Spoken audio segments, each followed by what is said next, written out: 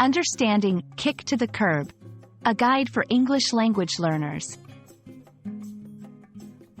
Hello, everyone. Welcome to our English learning series. Today, we're going to dive into an interesting English phrase, kick to the curb. This phrase is widely used in everyday English, and understanding its meaning and usage can really help in grasping the nuances of the language. Let's explore it together. The phrase, kick to the curb, originally comes from American English. It's a metaphorical expression, meaning to dismiss or reject someone or something. The imagery here is of someone being kicked out of a car right to the side of the street, where the curb is. It's used to describe an abrupt or harsh dismissal. In modern usage, kick to the curb means to end a relationship or discard something suddenly. It's often used in informal contexts and can apply to personal relationships, employment, or even getting rid of objects.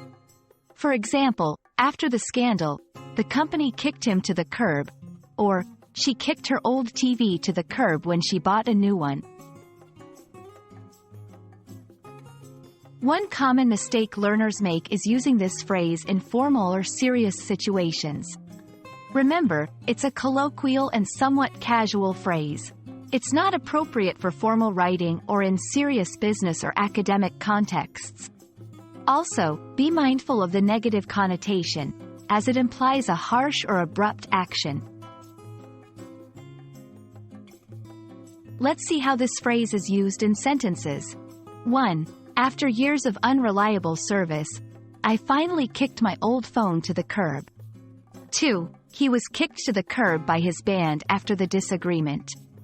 3. When she found out the truth, she kicked him to the curb. And that's a wrap on kick to the curb. Remember, understanding phrases like these can add color to your English and help you sound more like a native speaker. We hope this video has been informative and enjoyable. Keep practicing, and see you in the next lesson.